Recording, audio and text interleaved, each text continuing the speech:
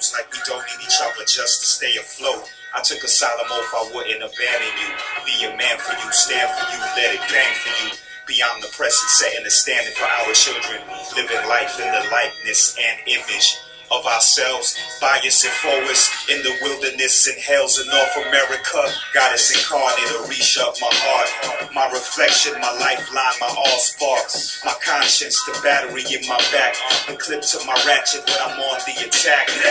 Make a house into a home, escape madness in our palace. The want the permanent praise focuses my malice. We know the enemy and its many faces, and in many motives to try to decimate us. One is separation, I don't want a vision, that anxiety. Literally for the life of me, I'd rather die than be with other white meat. Brothers like the sightsee, saying they like variety.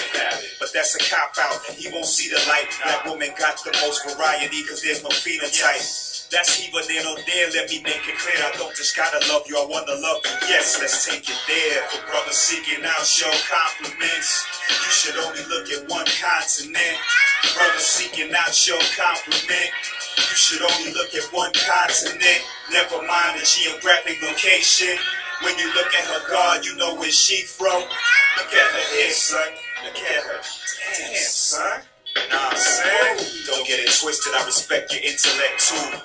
Nah, queen, this isn't just sexual. Love and respect is due, but I'm a man when words fail to be adequate. All I can say is, in the relationship, I'll be the anchor, you the sail.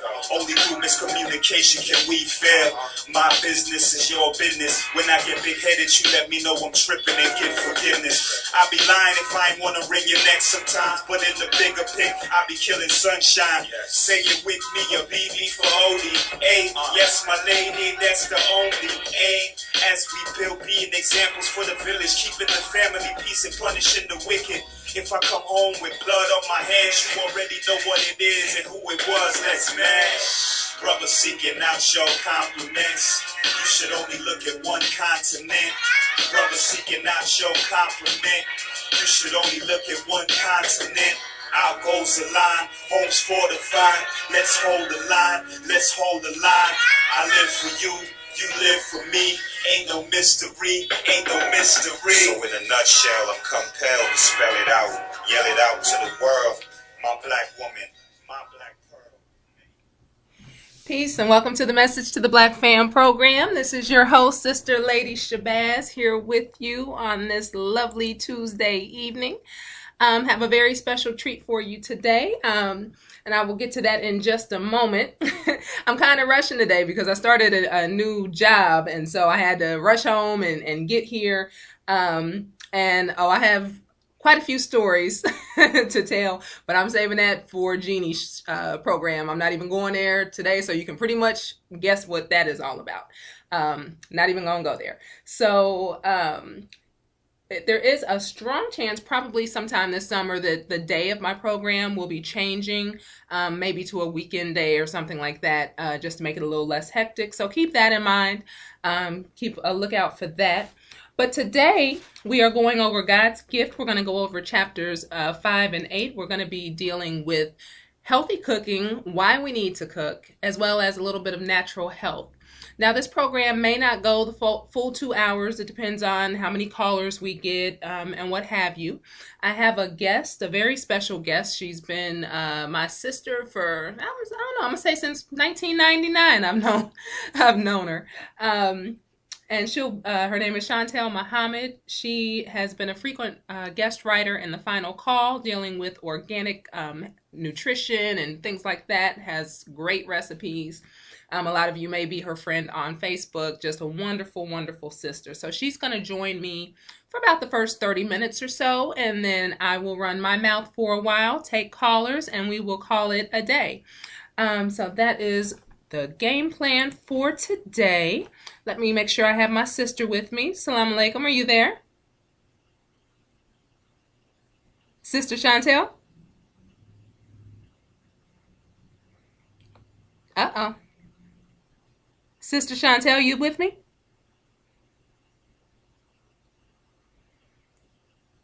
Okay, looks like we might be having some tech issues. If you can hear me, if you want to just hang up and dial right back in, I can get you on here, or if you want to try speaking, because right now I can't hear you. I don't know if maybe you have the mute on your phone. But either way, if you need to call back in, go on and do that, and we can bring you on. I definitely want to get her on here early since she has to leave, because she has great information to share with us. But basically, this goes, actually, we're going over God's gift, but it relates to my other book, Conscious Entertaining, as well. That book has a lot of ideas for entertaining, and, what do you do when you're conscious? You don't want to do all the mainstream stuff, but, you feel like you have no social life, like there's nothing to do. What can you do? So it has a lot of ideas in there for families, for children, for men, for women.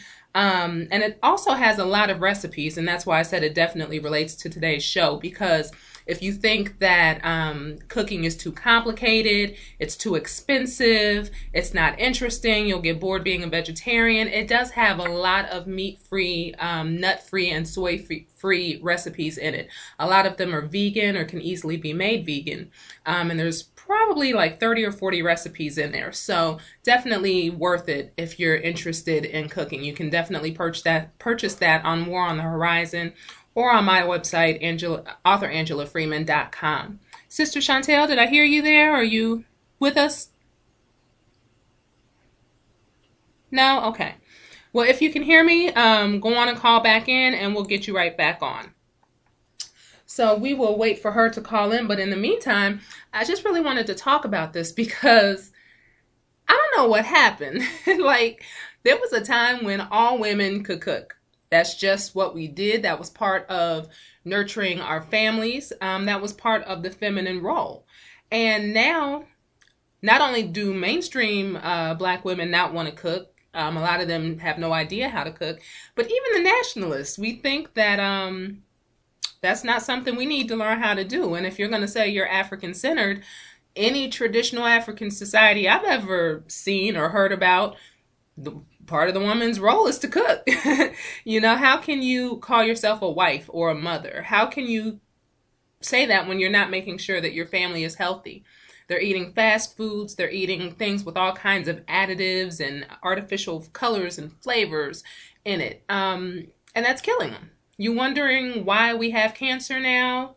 Why we're suffering from all these diseases that at one time only white people got. We didn't get cancer. Black men wasn't coming down with prostate cancer. We weren't getting breast cancer back in the day. If you heard cancer, herpes, AIDS, quite a few other diseases, you knew that that was a white person because we just didn't get it like that. We were eating healthy. And a lot of us think that eating healthy is a white thing. I hear that a lot. Oh, you're a vegetarian. That's white people stuff. Nothing about eating healthy is white. White people have always been opposed to nature. And that's why they're putting all these things out here, all these McDonald's and TV dinners. And Black people ain't never eaten no TV dinners. Matter of fact, a lot of us, not only did we have to cook for our own families, we had to cook for white families too. They weren't cooking. They've always been against nature, and they've created all these GMOs, non-organic foods, and what have you, to poison us, basically. Black people have always had a very organic diet before there was a word for organic.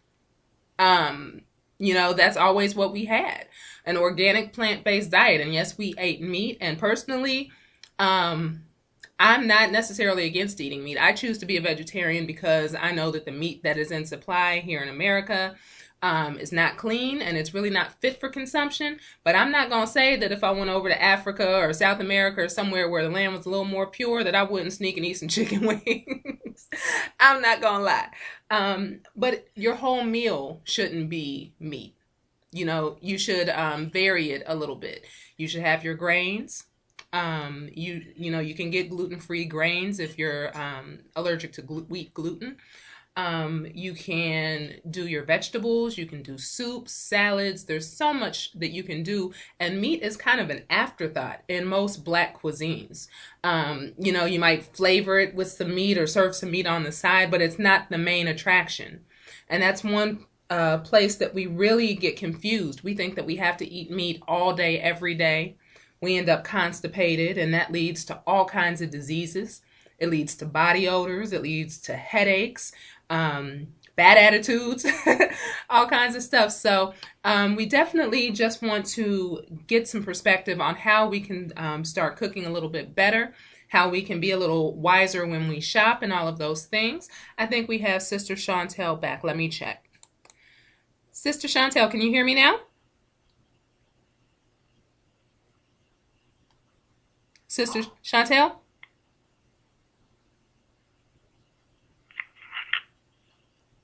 Sister Shawntell?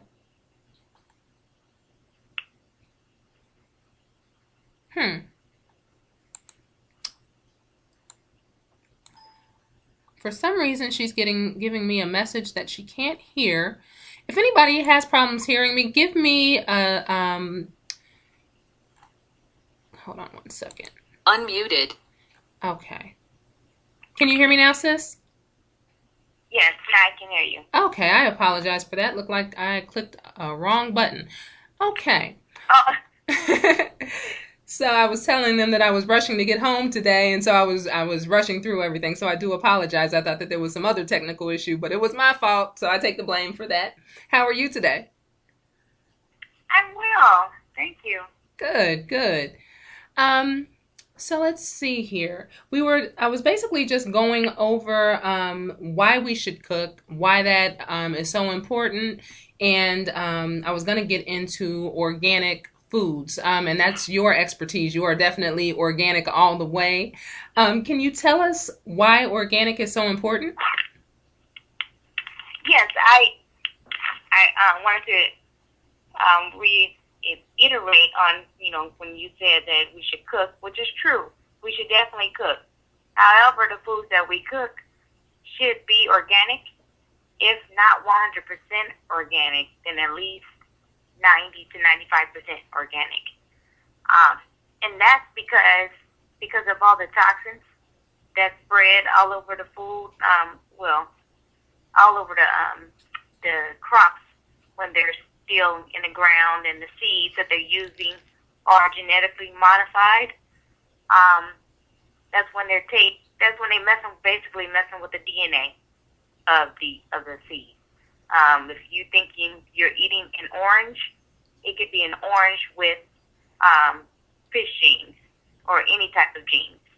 And we don't know, well, they say that we don't know for a fact how that's going to affect humans, but studies have shown that these GMO products having all sorts of cancers in human beings, from thyroid cancer, breast cancer, prostate cancer, you name it, we're getting it.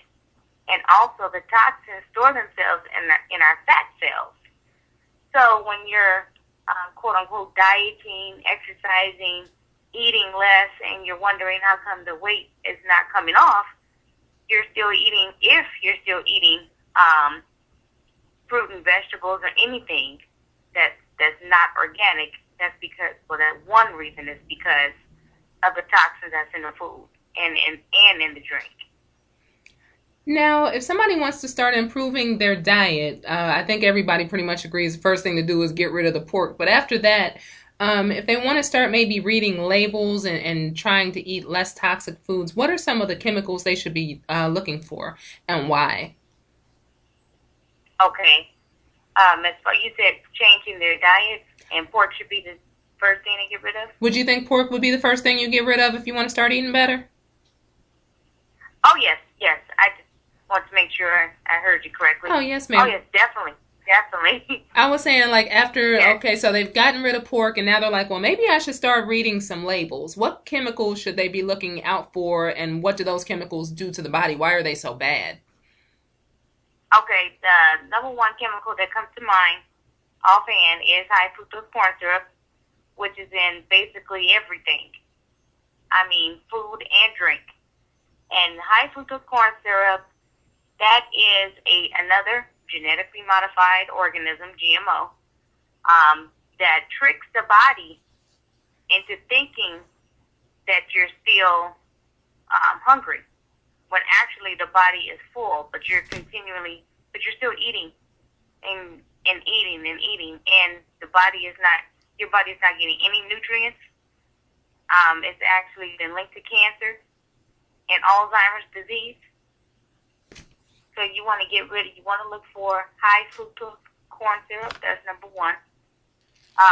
Another thing, if you do, for those that do consume dairy and not, that could be milk, cheese, butter, mayonnaise, anything that's from an animal, you want to make sure also that that's organic because of the RBGH. When you look for RBGH, sometimes it's RBST. That's an artificial growth hormone that's injected into the dairy cows. Okay. What about and those hormones also have been proven to cause cancer in human beings. Now, what about like the artificial colors and flavors? Is that an issue? Oh yes, definitely the food dyes. That I was doing some research a couple weeks ago, and just like everyone, I'm thinking, they're mainly in the drinks like sodas or fruit drinks and in candies. They put that stuff in everything. It's in pickles, medication, some vegetables, salmon,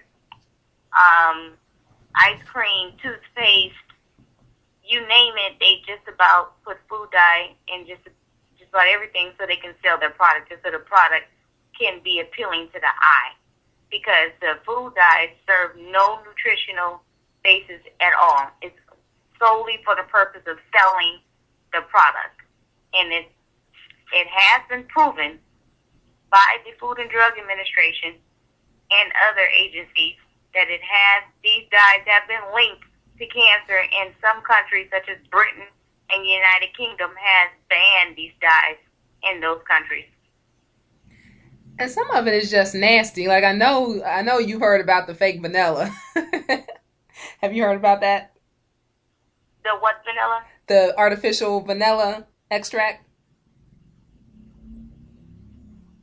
No, I haven't. Okay, well, I was reading and it said when you get vanilla, you have to go on and spend the money and get pure vanilla because the artificial vanilla actually comes out from like the anal sacs of some beetle. So if you're eating artificial vanilla flavor, that's actually beetle flavor. Oh my goodness! See, I didn't know that. Well, I'm sorry, beaver, not beetle. Beaver. And I forgot, and I also forgot to mention that a lot of these companies are using crushed beetles. Now, when you're reading your labels, it's going to say cochineal or carmine, or could some labels have both of them listed on the same package. Cochineal or carmine, those are crushed female beetles, bugs, that they use to get the dye from. They feed them some type of fruit or something to make them a certain color, then they crush them and put them in drinks, put it in food and makeup and all kind of things. But I did not know that about the artificial vanilla flavor. And I said, oh my goodness. I know, and I said beetle. I should have said beaver. It's actually the beaver anal glands that I guess they have a sweet taste, and I don't know what cracker thought to go taste some beaver booty, but it's like what possessed you to even think? What? That's the mind of a cracker. Is better we don't know. But I was surprised when I heard about the artificial dye. Was it artificial dye or artificial flavor that was with the beetles? That was like a red dye, wasn't it? Oh my God. The beetles are the red dye. It's mainly red dye. Because they can classify that as a natural color, not even an artificial color, but a natural color. Exactly. Yeah, because the reason why they can say natural is because it's coming from a bug, which is yeah. So even if they get it from bugs, they can classify that as natural. Mm-hmm. And you were talking about the other artificial dyes. Where do a lot of those come from? What is it made from? Originally, it came straight from coal tar, the petroleum gasoline. the byproduct of that. Yum, Today, they're still involved with the coal tar, but they're saying that it's the residual, the residual of the coal tar that's used. But even that has been linked by their agencies with all sorts of cancers and neurological disorders in people. So now you have, if you look at the timeline from the time they started using these food dyes and the increase in autism, so-called ADHD and ADD, all that correlates with one another. There have been families that's taken their children off these food dyes, and the children immediately calm down because the families do not want to give their children these medications. Now, and that's why it's really important to cook from scratch, because if you're cooking from scratch and you're using whole ingredients, real food, and not this junk that you see in the grocery store, you can avoid a lot of this. Now, if you're cooking at home and you're still using a lot of processed stuff, then you're not going to really be avoiding this. You might be doing a little bit better, but you're still going to get a lot of the stuff in your food. Right. Exactly. And also, especially, and you have to get rid of the microwave. We have to get rid of the microwave. If we're using microwave, that's one, that's not cooking. And two, poison is poison. You can go to the grocery store, you can go to a restaurant or a fast food place. That's poison, yes. But if you're doing the same thing at home, it's still poison. Yes, ma'am. And I was going to ask you in just a moment, if you're ready to start cooking healthier food, how do you make that more appealing to your children or your husband that may be kind of against it? But before I do that, because I know your time is limited, would you mind, I have just a couple callers who called in early. Can I see if they have any questions for you before you get off the line? Go ahead. Okay, and then if we have time, we'll go back and talk about that. All right. 1404, did you have any questions or comments? Well, I just called in, Okay. and is this Lady Shabazz? Yes, ma'am. Oh, Lady Shabazz, yes. I was reading your book, God's Gift, and I just purchased it not too long ago, and I was reading it, and I'm finished really with it. But my question is, it's like, they label me as a bipolar, and I've been taking medication for it, so like lithium and risperidone and everything. And every time I hate taking it because it makes me feel so terrible. I feel tired, and I got like all the symptoms that they say, like anxiety, increased appetite, weight gain, and a lot of different types of symptoms that comes with it and stuff like that. And every time when I tend to do like herbs and try to eat differently, like eat fish and vegetables and stuff like that, all the healthy stuff, I feel so weird and crazy, and then it's like I get anxiety all the time, and then it's like I'm basically a prisoner in my own home because I'm scared to do anything. I'm scared to just leave the house, and it's like I dealt with I tried calling Phil Valentine. He was expensive.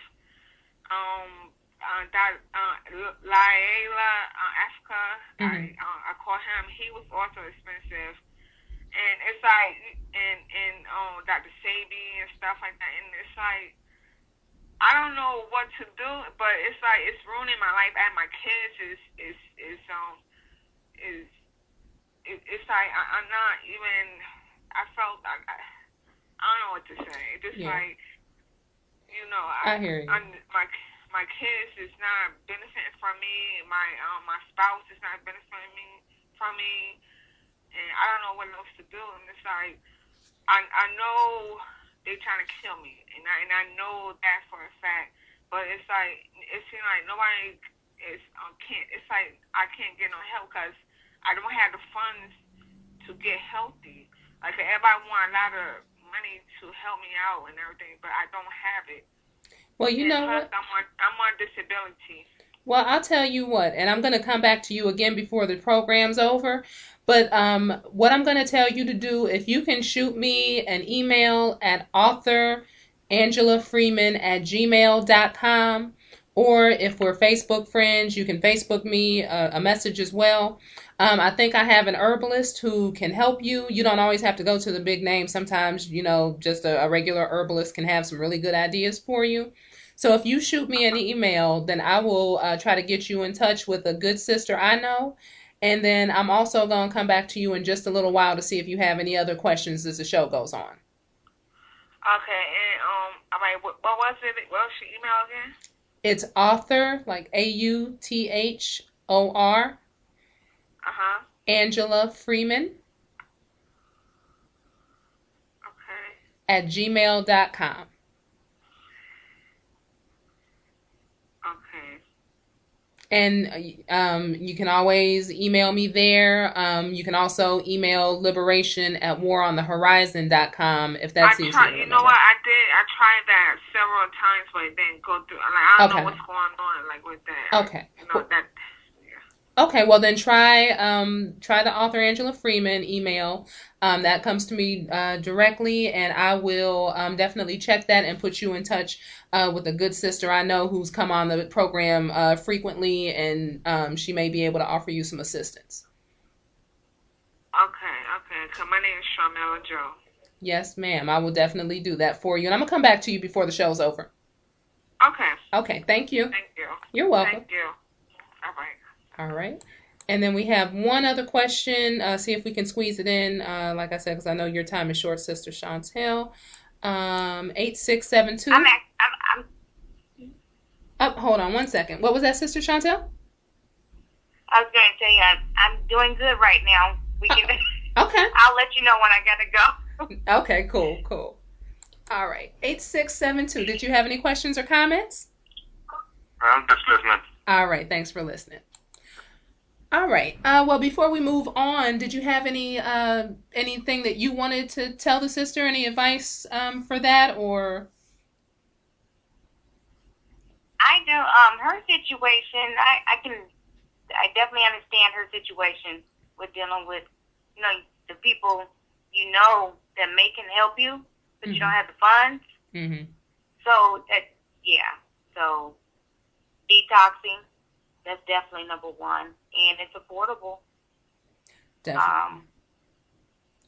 And it helps to be under the care of somebody who knows what they're doing too. If you're on like some powerful drugs, because sometimes they get so addictive when you're trying to come off. So it definitely, for anybody else listening, usually you can do it on your own. You can just start fasting and detoxing and changing your diet. But if they have you on these really potent, powerful drugs, then you might want to check with somebody. I wouldn't necessarily say your doctor, because he probably doesn't have your best interest at heart. But if you trust your doctor, if you have a naturopathic doctor, maybe, but you really want to go see some good herbalists and some good natural healers to get their opinion as well. Yeah. Because I know for myself what helped me dealing with sickle cell, going through sickle cell crises twice a month, every month or twice a month in the ER.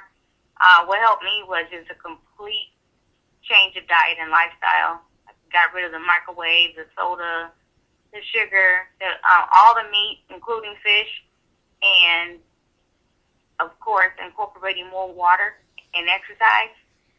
No crises in 14 years. Wow. None. Wow.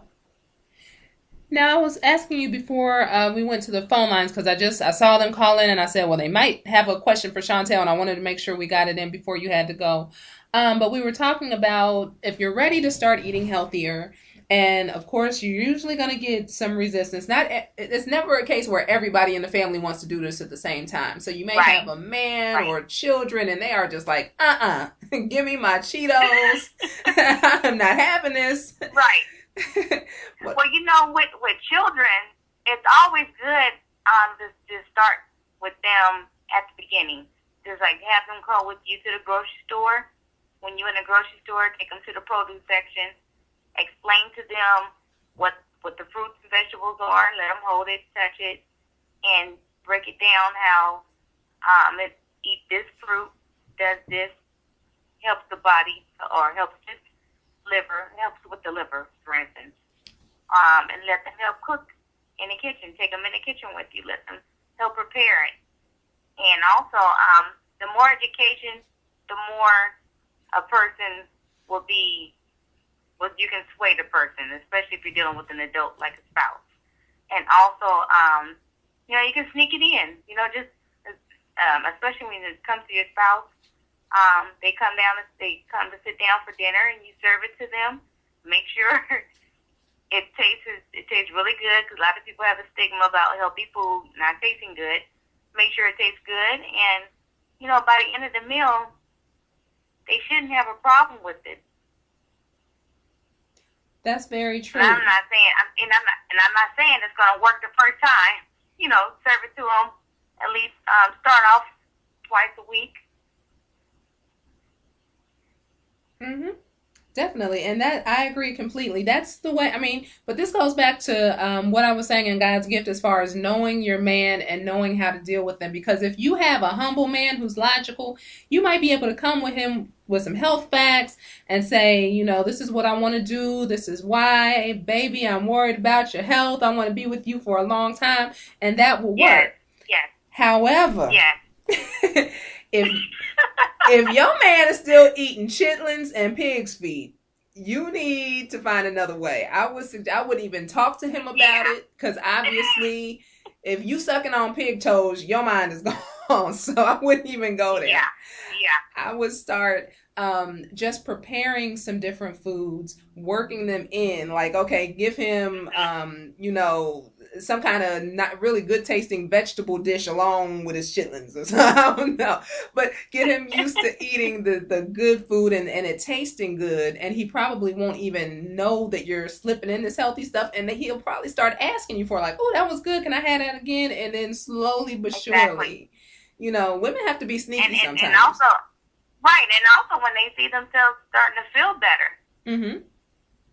Definitely. I made, I always do this cabbage casserole, and the recipe is in Conscious Entertaining. I don't think it's in God's Gift. It's definitely in Conscious Entertaining. Some of the recipes I put in both books, but I know for sure it's in Conscious Entertaining. And I had made it, and it was just some simple cabbage, had some cheese in it or whatever. It was healthy, but, wouldn't nobody think it was healthy looking at it because of the cheese. And I fed it to some people, and they was like, what? You a Muslim? You put pork in here? And I was like, what are you talking about? And it dawned on me, I had used smoked cheese. And so that's another part of cooking, is learning your spices, learning your ingredients, because sometimes you can recreate that kind of smoky, salty flavor that some people miss when they give up pork just by doing that. Just because the cheese kind of gave a little smokiness. They're like, it's bacon in here. I said, no, you're going to have to eat your pig feet another day. We ain't serving that in the house of Shabazz. No. So I know that you're really good with recipes. You've been featured in the Final Call several times. I done lost track of how many times I've seen your picture in there. What are some easy meal ideas for families? One meal my go-to meal, it takes literally 30 minutes, and it's healthy and affordable. You can take brown rice. You can make some brown rice with lentils. Lentils is high in fiber, protein, iron, and it takes 30 minutes tops. And all you need is onion, garlic, and sea salt. Along with the brown rice. And if you still not too tired from a long busy day, you can make cream of wheat bread, or some people call it farina bread, to go along with it. And that whole meal, the rice with the lentils, that's not even $5. Exactly. And my children love it. I do too. I eat a dish, rice and lentil dish, a lot of times at Middle Eastern and Mediterranean restaurants. It's real good, and you can season it a lot of different ways. You can keep it plain, or you can, saute some onions and put it on top. It's all kinds of things you can do with just those two basic ingredients. Yes, yeah, exactly. Yeah, and all for under $5. Right, and that's what I wanted to ask you next, because one thing that I hear so much is that people cannot eat healthy because it's too expensive. I've heard a couple people actually lately say they're not vegetarian because it's too expensive to be vegetarian. And I've looked at the cost of meat and fish, and it is not less expensive to eat meat and fish than it is to be a vegetarian if you're doing it right. Exactly, because honestly, when I went 100% vegetarian, I actually noticed a drop in my grocery bill. I'm like, I'm saving money. So, before you get to the store, I recommend, while you're at home, you write out a menu. Like, just write out 5 to 7 meals for the week, and you write out the ingredients for those meals. And when you get to the store, you're going to shop according to your list, the ingredient list, and you're going to purchase nothing but what's on that list to make sure you you have a budget. You want to go in the store with a budget. You're not going to go over, $50. So you're just going to go according to that list and buying the store brand. Like when I go to Whole Foods, I make sure that I purchase their brand, 365. Mainly, that's all I buy, just their brand, because that's another way of saving money, the store brand. And it's organic, even if it does not have the word organic on there. If you start researching the companies and seeing that a lot of these companies are not using GMO, they're not using high fructose corn syrup, you can go ahead and purchase that product. And, and you're saving money. Exactly. So, yeah, and also, being a vegetarian, to me, and from what other vegetarians that I know say, is actually inexpensive because we're not at the doctor like other people. And when we do go to the doctors, probably once a year for a yearly checkup, and those doctor bills, they add up. So I don't see how it's expensive being a vegetarian or eating healthy. Well, and I do want to say this, that the one way I know that you can be a vegetarian and spend a lot of money and be unhealthy is with these meat substitutes, because a lot of people stop eating meat and all of a sudden everything is garden burger this and corn that and all these different brands. Yeah. And some of them don't contain soy, but a lot of them do. Can you tell us a little bit about soy? Because a lot of us go straight for the soy. Yes, they do. And soy, one, it's drenched in a poison or chemical called hexane, Hexane, hexane. That eats away the lining of your stomach. And they soak those soybeans in hexane. And also, soy is also another genetically modified product here in the United States. So you have a GMO and it's soaked in hexane. So there's nothing at all healthy about that. So it eats away at the stomach. And Honorable Elijah Muhammad said that in How to Eat to Live, that soy slowly eats away at the stomach. So that's another reason why Muslims in the Nation of Islam, we stay away from soy. Right, and a lot of it is common sense too, because common sense will tell you a soybean should not taste like a chicken wing. Something's wrong with that. And also, for those that's newly off of meat, like you're just, I think it's you elevate in stages. I know a lot of us, we go in stages. When you first get off of meat, you still have that taste of meat in your system. It's on your palate. So what we do is, like you said, we go for meat substitutes. But as we grow in knowledge regarding health, then that stage shouldn't last long. We should go from meat substitute to You don't need it. All you need, you're good with the rice, the beans, the fruit, the vegetables, some pasta. But even too much pasta, a lot of us become, as we say, starchitarians. Mm-hmm. You pasta at every meal, which is not good because that converts into sugar, which can lead to diabetes. That's very true. I gained 30 pounds being a vegetarian. So, yeah, you have to watch that because when you give up the meat, you try to get that full feeling and you start going for the rice and the bread and all that, and it can be disastrous. You do. Oh, and I'm glad you mentioned that because another thing, a lot of people think that if you're not eating meat, then you're not full, which is not true. The only reason why you're not going to be full, and you have a lot of meat eaters that like to proclaim, "Oh, I have a big appetite. I can put it away." That's because the food that you're eating is nutrient dense. Is not full of nutrients. It's not feeding and nourishing your body.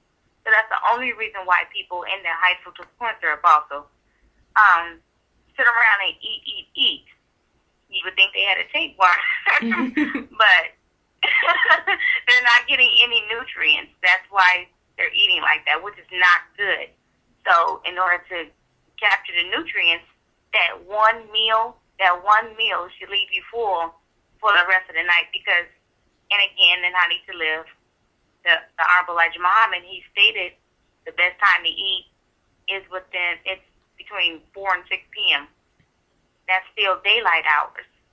And that's sticking to the circadian rhythm. For those of you that want to do a little research on a body's natural clock, the circadian rhythm, you want to eat during the day and then give your body rest at night. That way everything is being broken down, the nutrients from your food, the vitamin D from the sunlight during the day, everything is being renewed and rejuvenated. So being up all night eating during the night, you're actually doing more harm than good. Even if you are eating fruit and salad, you're still harming yourself. Exactly. And one way that I found, because at one time I was really big on the meat substitutes too, and what I found when I wanted to become vegetarian, and really you can do the same thing if you just want to limit your meat consumption because it's expensive or it's not as healthy or what have you, is to stop eating like an American and start looking at how we eat all over the globe. Yes. I hate to keep plugging the Conscious Entertaining book, but that's one thing I did in there was give recipes from everywhere. So there might be some from Mexico, from Africa, from India, Asia, just all different places. Because if you look all over the world, they're not eating like meat as the main focus. Like I was saying earlier, it's just a little bit here and there. But that way you're not always trying to replace things, because if you're constantly looking for a meat replacement, you're going to be hungry. If you're going to do a hamburger and instead you just get a little garden burger, that's probably not going to be that satisfying. If you're really a heavy eater, you're going to want to look at, like Sister Shawntell said, some lentils. You can make beans a million different ways, some rice, some leafy green, just different things that you can do. But start looking at different cuisines. A lot of times we're so stuck. All we want is fast food and soul food. We don't look at over in Africa when they have like these rice dishes that are phenomenal, spinach dishes, and they might have some chicken in it, but you can make it vegetarian if you want to. All these things that are interesting and satisfying, so you're not bored all the time. Exactly. And also, for those sisters that work and have a family, or, even if it's just you by yourself, but you're working, and I can understand you may not have enough time to sit and make these elaborate meals when you come home from work. You can take whatever day you may have off and prepare some meals and put them aside in a freezer. And that's where beans, like bean soup, that comes in. That works very well. And it's healthy. You're getting everything that you need in that soup. Yes, ma'am. And another thing that goes along with that, are the importance of spices. Like I said earlier, with the smoked cheese or maybe a natural liquid smoke flavor, sea salt, things like that to kind of replace the flavor of pork in some dishes. But it doesn't just stop there. As you start learning different cuisines, you'll start learning different spices, and you can make the same dish. True. That dish Chantel told us about, the lentils and rice, you can make that 15 different ways. It'll taste different every way just because of the spices you use, and it won't be boring. Yes. Right. Like that's the difference between like food that's okay and food that's phenomenal, because a lot of us, the only spice we know is Lawry's, and that's like not gonna give you good. Like that is not the bomb. Like I know a lot of us are like, yeah, Lawry's. That's not the bomb. It's not. Wait, you telling me people actually who uses law? Everybody. That? Every black person in America. I forgot. Oh no. See, you in Detroit. That's why you talking like that. You go to 90% of black households in America, and you look in that, and they are using Lawry's proudly. Nobody. I'm sorry. I haven't even seen lard in a grocery store. You know what? I'm not going to put nobody on the spot, but I could go down the line at every caller on here and ask them, and I bet you 75% will have them some Lawry's. Because we were raised on it, and we think like that's seasoning. Like, and if we really want to get fancy with it, then we might have some Mrs. Dash too. But the Lawry's and hot sauce. Oh wow. See, okay. See, I never had any of this stuff that you're talking about, so you gotta turn in your ghetto pass right now. Oh wow. Okay. So now, olive oil, that's great to use. Olive oil, high in omegas 3, 6, and 9. I mean, not the lard, olive oil. Actually, cold pressed extra virgin olive oil, that's the best. Exactly. And then the other thing is that when you start using spices, real spices, they have health benefits. So you could use basil, you could use oregano, rosemary. All these have healing properties. Cayenne is like I put cayenne in everything. Chipotle powder. Those are real spices, because a lot of times we're like, well, I don't want to cook because, I could go to a restaurant, their food tastes better. That's because they're not using Lawry's. They're using spices and seasonings, spices and herbs. That's why that you can't get your stuff to taste like, what you have in a good restaurant. Right. And like here in Chicago, there is a place here. It's called the Spice House, and they have all organic spices in bulk for a very affordable price. And it's, of course, it's not on the south side of Chicago where predominantly black people live. It's on the north side, and a lot of our people don't know about these things. One, because And I can't just say that, because they want to keep everything from us. We have to learn that it's okay to leave our neighborhoods. We can venture out of our neighborhoods. We should, like you mentioned earlier, taste food from different types of food from around the world. When you start traveling within your own city, you'd be amazed that you can go to Chinatown, go to where the majority of Mexicans be, and just we have to be careful because a lot of them use lard. But right. I'm not being disrespectful, but that's just what it is. No, they put lard in the lard. They will fry some lard in lard. They don't play. So yeah, just traveling within your own city, you'll be amazed at the different things you discover. Like, I don't live on the north side, but I'm over there a lot. It's a lot over there, and it's that Spice House. Yeah, and and I'm pretty sure there's places, maybe a place in Detroit that's something like that Spice House. I was just going to say, because you're in Chicago, I'm in Detroit. It's a little different here because Detroit is like a black city. But we still make excuses. They always talking about food deserts and all that. I don't want to hear it. It's so easy to eat healthy in Detroit. We have fruit markets.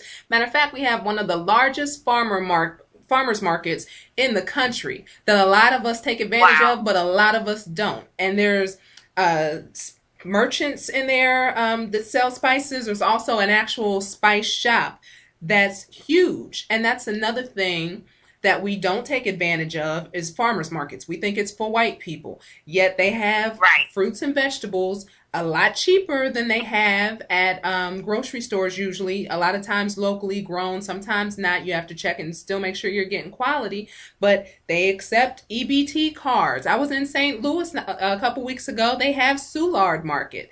They accept EBT cards and things like that. So even if you're on public assistance, you can go shop there. Mm-hmm. If you're not on public assistance, it's still cheap. Yes. And that, you know what, in a lot of, because there's a lot of white people that get food stamps. Oh, so here? You can go to Whole Foods and Trader Joe's, and they do, around the nation, they take food stamps. They will take your food stamps. Exactly. Here, it seems like everybody on food stamps, but here, like, there's a lot of immigrants, so food stamps are common. All these Arabs who turn their nose down at us, they will swipe their EBT card, and you'll be like, you're looking at me like that, and you want an EBT card? What's going on? Are you serious? Right. So it's really, if you need it, it's no shame in your game, because these other people are getting it. They ain't worked for it. They're not from here. They have their ancestors and have not put any blood, sweat, and tears. Yours have. So if you need them, then go ahead and use them. Definitely in farmers markets, Whole Foods, anything like that, hold your head up high, because if you're gonna have if you're gonna have that benefit, why use it to get soda and chips and things that are gonna kill your family when you could be eating healthy? It doesn't make any sense. And then also, this is specifically for Detroit. We have a benefit because we have so many immigrants to be able to get spices and different foods and things like that. But if you go out to Dearborn, everybody afraid to go out to Dearborn, that's Arabic food. And they have really one of the most healthy cuisines. You can get food already prepared, falafel, spices, all kinds of stuff. You can go to the Mexicans down in Mexican Town. Watch out for the lard and the MSG, but you can get some stuff from there in their markets. And a lot of times it's cheaper because they don't cheat their own people. They make it very reasonable for their people. So if you don't have a lot of money to spend and you go to these little foreign kind of markets, not the ones in your neighborhood, because they're going to charge you an arm and a leg. Go to their neighborhood. You'll pay a lot less. We have people from Yemen. Their markets are pretty inexpensive. We have Bengalis. So if you're in Detroit, you have no excuse, and I know that this is not the only city like that with a lot of different ethnicities. Until we get our own grocery stores, at least we can avoid getting cheated at these other grocery stores. That's true. That's true. Do they have a lot of stuff like that in Chicago, or not really? Oh, they do. It's mainly on the north side, and also in the suburbs. Up north, they have a lot of farmers markets. Like I said, that one place, the Spice House. Just last weekend, I was at a natural health expo that was in one of the suburbs, and they also, what's coming up, they have a green festival. There's a veggie fest coming up. We have to take advantage of all these things. A lot of times, myself, my children, and maybe two other black people, we may be the only blacks in the crowd. but that's okay, because we're benefiting from the knowledge and the information, and it is what it is, and this stuff it's not expensive, and it's not a secret, because they do a lot of advertising. We just have to get serious about our health. I mean, we're number one with just about everything. High blood pressure, high cholesterol, gout, fibers, diabetes, you name it, cancer. But we're the main ones complaining and always coming up with excuses of why we can't educate ourselves and just do better. 2013, there's no excuses why you should be saying, well, I didn't know about it, when you're constantly on the internet. It's right there. A lot of this stuff I find out on Facebook. Mm-hmm. Exactly. You're a good person on Facebook to have as a Facebook friend, because you're going to post something every day. Cussing us out, telling us to eat healthy. Yes. Shawntell Muhammad.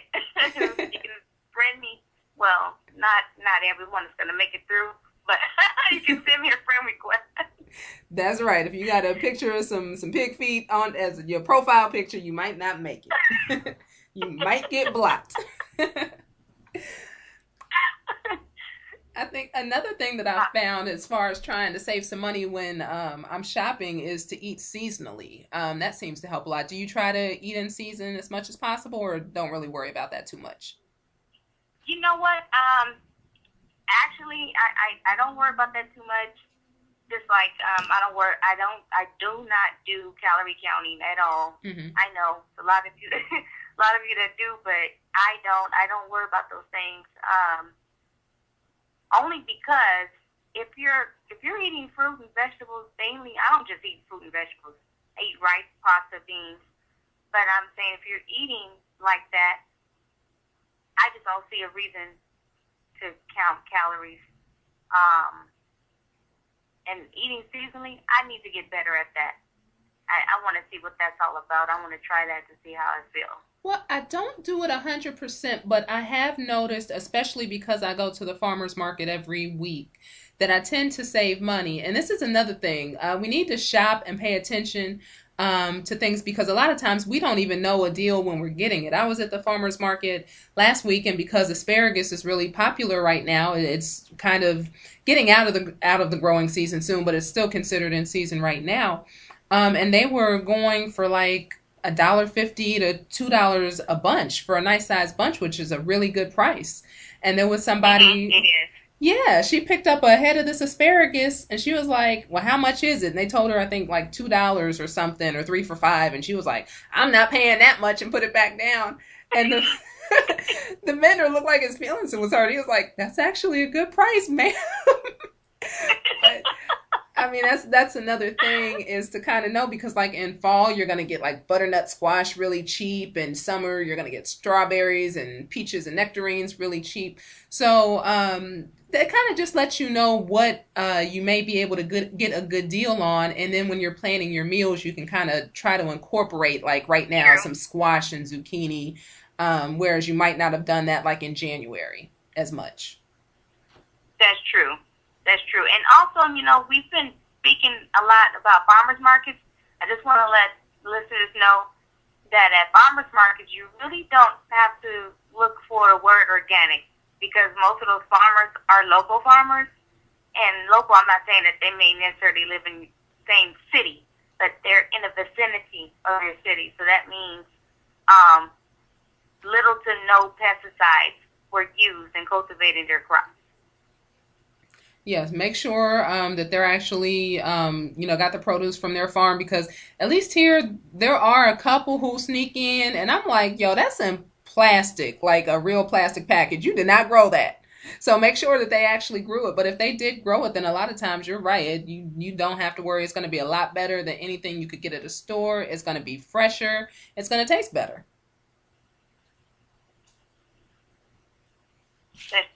That's true.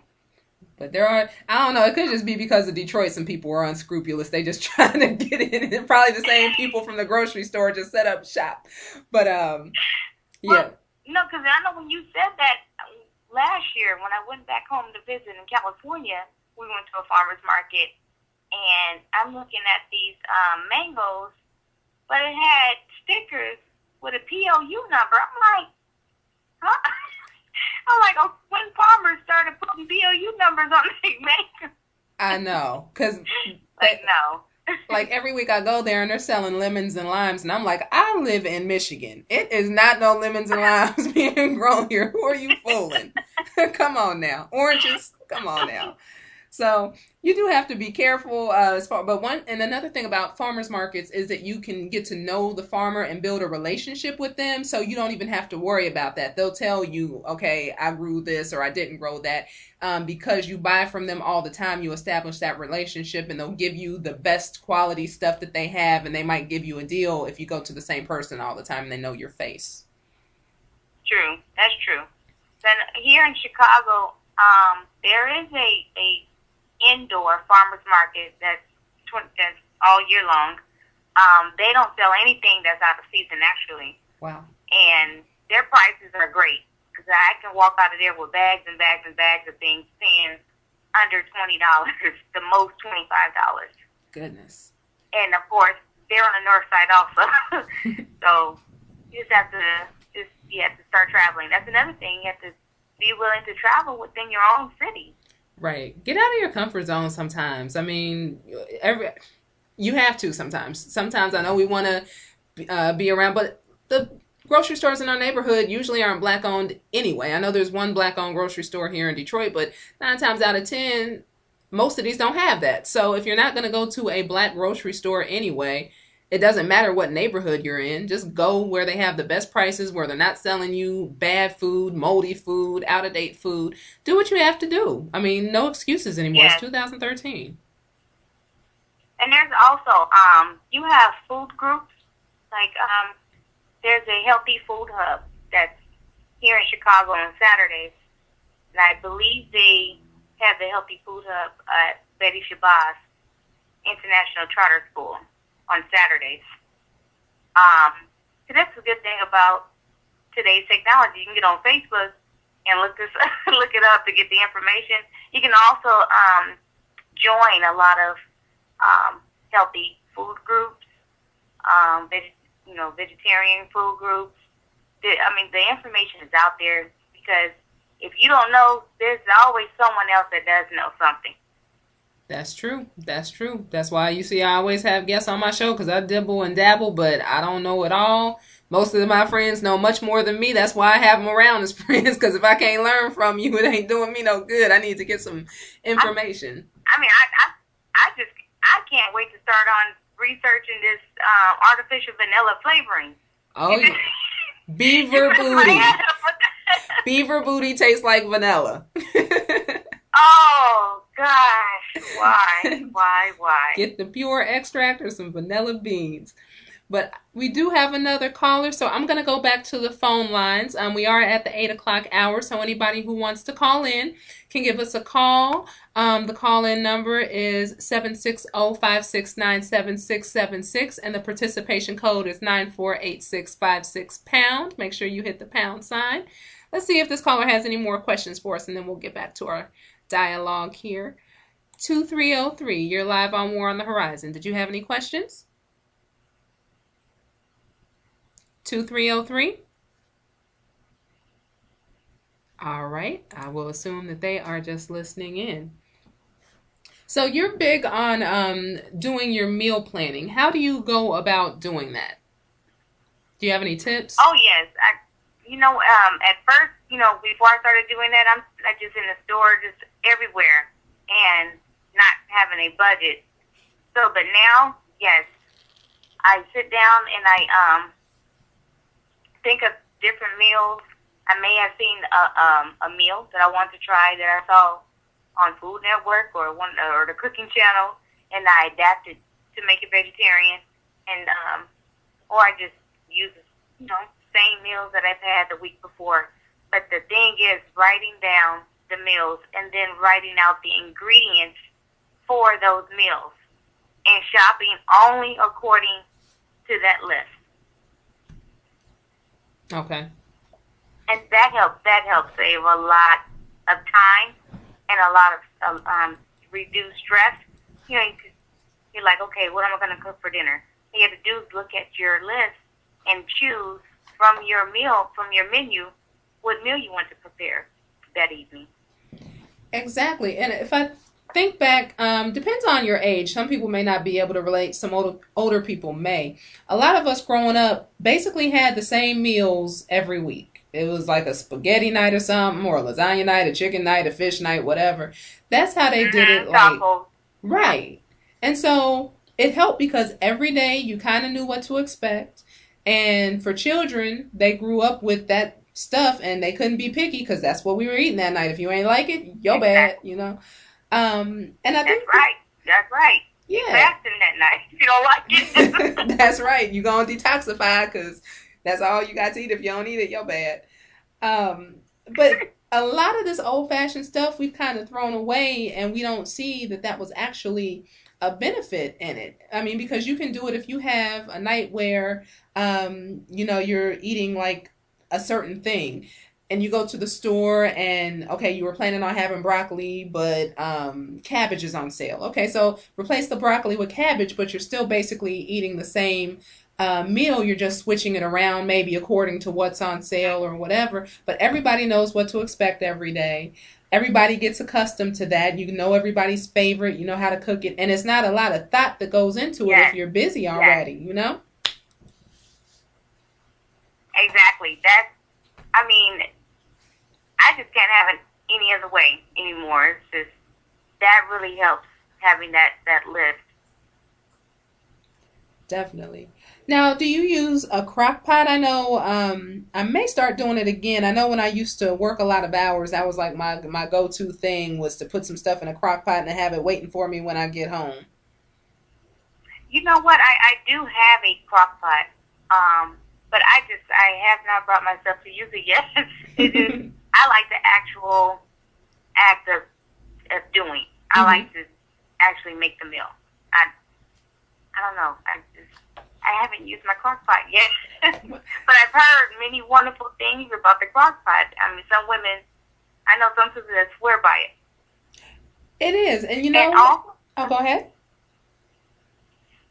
Yes, and you know that was about the crock pot, and I was going to say I just remembered another money saver, and it's healthy. Little things that if we can make our own, I'm talking about from scratch, is great. Like butter. I just bought the ingredients today to make our own butter. That saves money because butter, especially organic butter, that is kind of costly. So for $3, you can buy a quart of organic heavy whipping cream. You pour that into the blender, put it on low for 10 minutes until it reaches a thickened consistency. You scoop it out and you pour it into a cheesecloth or kitchen towel and squeeze out the excess liquid. And you can add salt or some type of herb like basil. And you put it in the refrigerator and let it solidify. And that's your butter. Definitely. And a lot of what I've discovered, because I really started making an effort to do more organic, because I feel like for a while I really wasn't strict on it. But if I'm going to eat dairy and eggs, then I might as well get the best quality I can get, because it doesn't make sense to talk all this stuff about being healthy and then I'm getting hormones and all kinds of chemicals and pesticides and stuff all like that. So exactly. Since I've been going down to the market, they have a couple raw dairy vendors, and there's one that I don't like, but there's one that's really good. And so I started getting organic cheese made from raw milk that hasn't been pasteurized, and it costs a little less, but I just use it less. It's like a treat. I might, instead of having everything cheese, I'll just, maybe once a week or something have it. And so it's healthier because I'm not eating that stuff all the time, but when I am eating it, it's the best quality. Yes, exactly. So that's another thing that people say, well, this organic is so expensive. Well, you ain't supposed to be eating it every day either. Right, every day, all day. Exactly. So that's because once we limit how often we eat, that's also a huge money saver. It really is. And just going back to the crock pot, for the people that haven't used it, in some parts of the country they call it like a Dutch oven, but basically how it works, and I recommend this for people that cook. If you eat meat, if you are a meat eater, it makes your meat very tender, very soft, very flavorful. If you're a vegetarian, you can do casseroles, chilies, all that kind of stuff in it. But you basically just put your ingredients in it and put it on low. And when you come back, your food is done. It's cooked. Now, I haven't used this probably I want to say I haven't used a crock pot in 4 or 5 years. I still have it. I used to use it when I worked a lot, and coming home and cooking was just way, way too much. But I would make soup in it. I mean, all kinds of stuff. So if you're one of those people who are on the go and cooking really is just not ideal for you, cooking a full meal, that's real easy. It's waiting on you when you get home. And you can still use your whole ingredients, use your brown rice and, vegetables and all that. You don't have to start using like your seasoning packs and your artificial this and artificial that. And, you can still make a wholesome, healthy meal using that. So I did want to just suggest that for people who are really saying, oh, I'm too busy, because we're good at making excuses, and that kind of eliminates that Yes. excuse. It might not be ideal, but it stops you from being able to use that excuse that you don't have time, because all you got to do is dump some stuff in the pot and turn it on. Now, That's true. That's true. what do you think about juicing? Do you juice a lot? I make a lot of smoothies. Mm-hmm. I'm getting ready this summer. I'm going to be juicing Okay. because I believe that it does have a lot of beneficial health properties to it, because as a liquid, it's getting into the blood system faster. Instead of eating the fruit whole. Mm-hmm. So I believe you are going to get, from the research I've done, you're going to get the full benefits fastest, and it is a good cleanser. From my understanding, it's actually a great cleanser. So I'll be doing a lot of that this summer. As of right now, I make a lot of smoothies. I'm with you with the smoothies. I even when I'm juicing, I still do the smoothies out, because the main thing I juice is carrot, or I'll do like carrot ginger or carrot apple. But I'll take the carrot juice and then mix it with some frozen bananas and some honey, and like I'll make that into a smoothie. So I'm smoothies all day too. Yes. And I mean, that can be a meal I love replacement. that. Yes, and I love to add like a tablespoon of oatmeal into the smoothies, just for extra protein and fiber. I knew somebody was telling me about that. I didn't know if it was you or not. I'm still been too afraid to try it. I'm chicken. I'm setting my ways. You do not taste the oatmeal at all. You do not taste it. Weren't you trying to convince me to put an avocado in there too? Was that somebody else? You need to put an avocado in your smoothie. It's green. Yeah. yes. Avocados And just also look so bad. Spinach. Excuse me? Avocados look bad. I want my smoothie to be like pink or peach. It turns it green.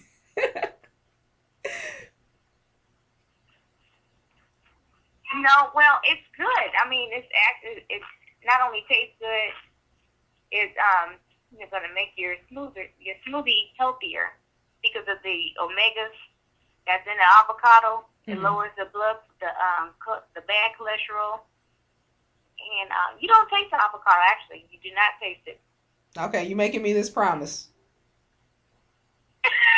Yes. Because you know I will try it this weekend. You do not taste avocado. You do not taste the oatmeal. Okay, I'm going to try it this weekend, and let me find out. I'm going to put you on blast. You know what? Well, we can do this. You make it early in the morning, and then when David gets up, give it to him, and then get his response. Then you'll know if you can drink it or not. Well, see, I can't always trust him because he like any kind of smoothie. Like I've done some slick stuff, like make him. When he get on my nerves, I might make him like a smoothie like with frozen bananas, but I use like prune juice, but I cover up the taste with like vanilla and honey or something, and he'll be tearing it up. So I remember you told me about the protein. You told me he drank it. That's right. Don't mess with me. He asked for it now. Like, oh, you making that? Like, yep, I sure am. Go ahead. So he ain't always, but you know what? It really wasn't that bad. It really wasn't that bad. But he will eat a lot of stuff that other people be like, I don't know about that. But I will. I will go on and try it. Now you done laid out all the secrets. He's not going to drink any more of your smoothie. He figured it out though, because when I gave it to him the first time, I was like, "How is it?" He was like, "It's good. It's got a little twang to it, but it's good." So sooner or later, he figured out that was the prune juice in the refrigerator. So I'm already caught. Are you into herbal teas as far as like natural health and things like that? Do you take any herbal teas, or you're not really into that too much?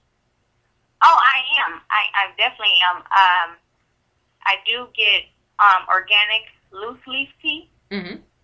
And the reason why you should drink the loose leaf tea is because the teas that's readily available, in grocery stores or little places like even places like Dunkin' Donuts. A lot of people out here go to Dunkin' Donuts.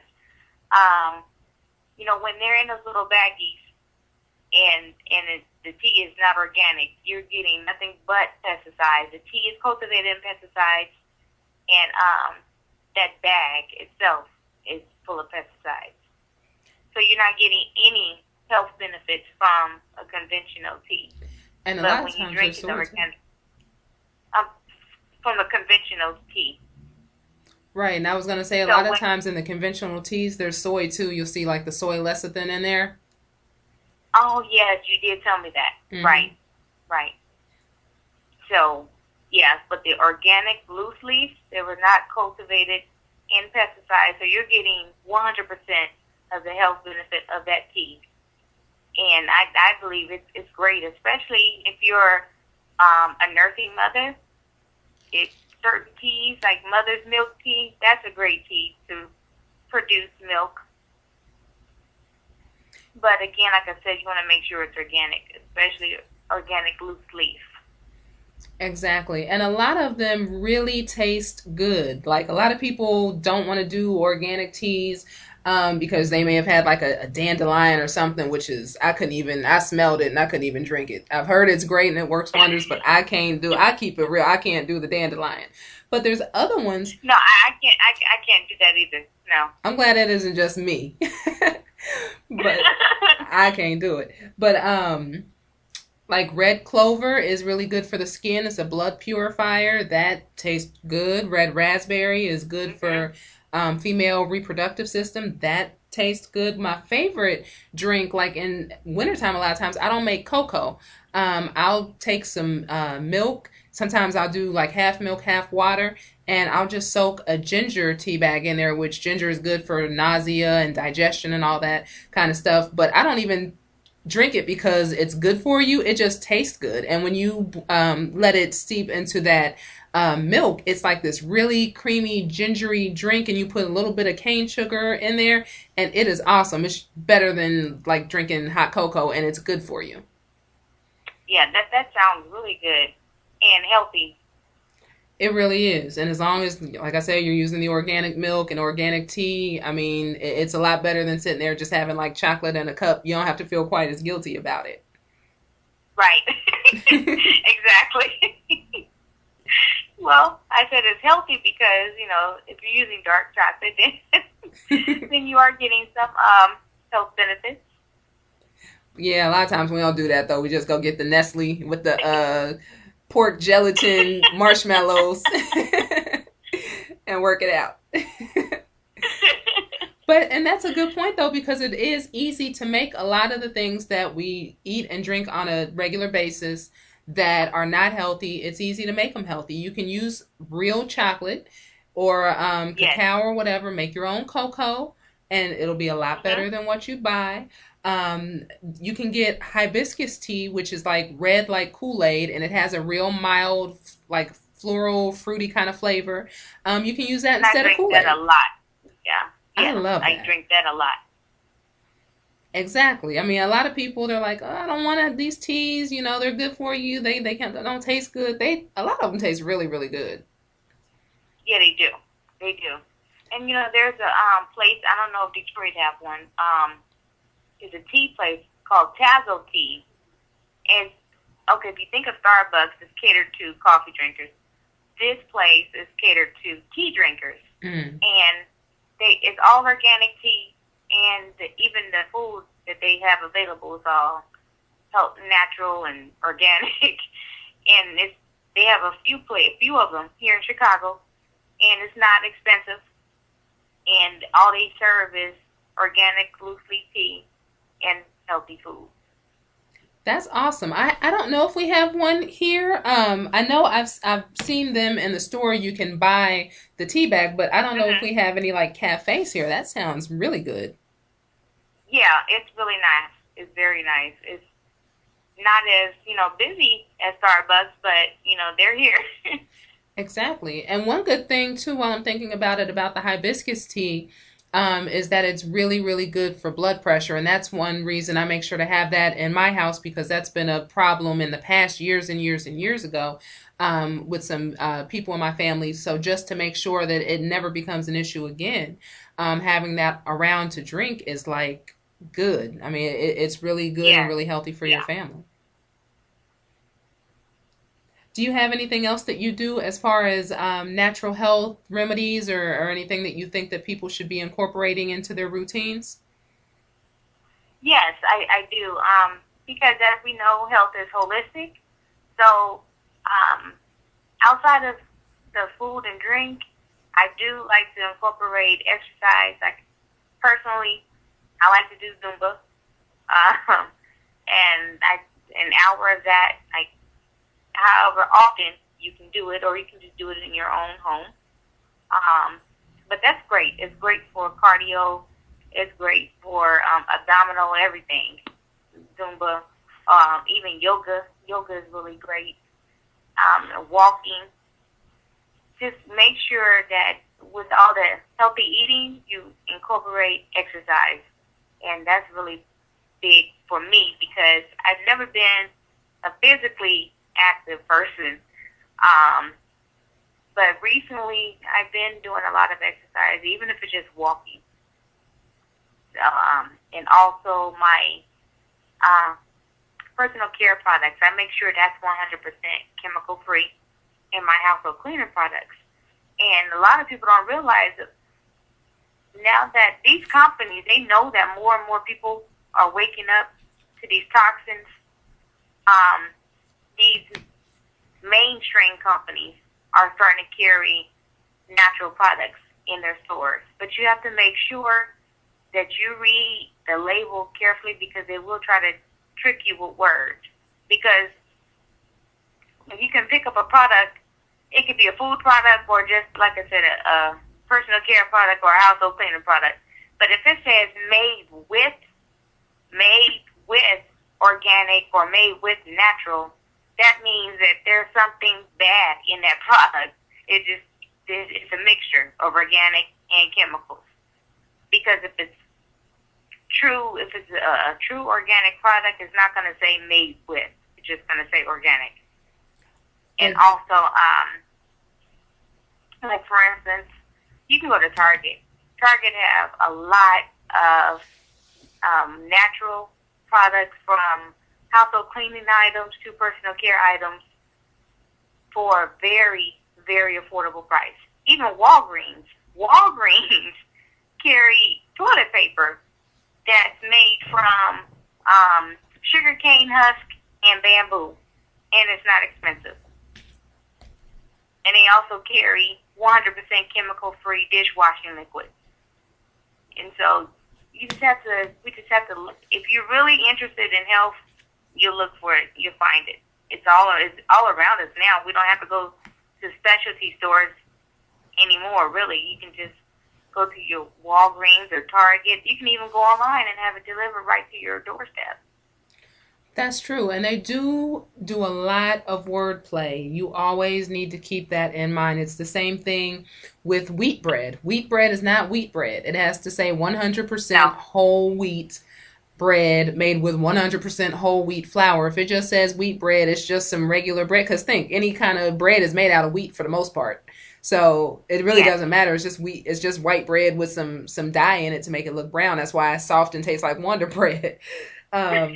Same thing with MSG. They know we're on to that now, so they may spell it out and say monosodium glutamate. They may say yeast extract. It's about 20 different words for MSG. I know I'm still eating it because I can't keep up with all the words.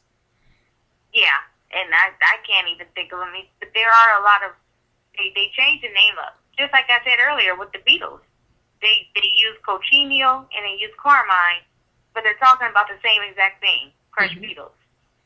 And they said with high fructose corn syrup, they were trying for a while to start calling it corn sugar or something like that. I don't think that caught on, but they do this all the time to try to trick you, which lets you know there's something wrong with that product if they have to go through all that. Yeah. Because I have a child who's in diapers. So I'm in the store. I was getting ready to purchase these diapers because of the wording. But then I read it again. Now the lining, the outside, was supposedly made with natural fibers. But the inside, the lining, which is the most important part because that's the part that's going to touch the baby's skin, was full of chemicals. Exactly. They do that so we much. Have to, so we have to just be careful with the wording.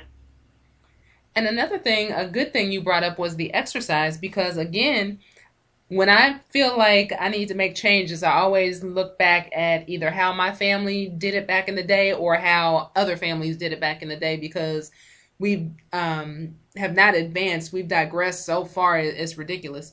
One thing that every week when I went to go visit my father, he would do is after dinner, we would go on a walk. And it don't matter how unhealthy our dinner was because when he was with one of his girlfriends, she couldn't cook to save her life. She used to make some crazy stuff.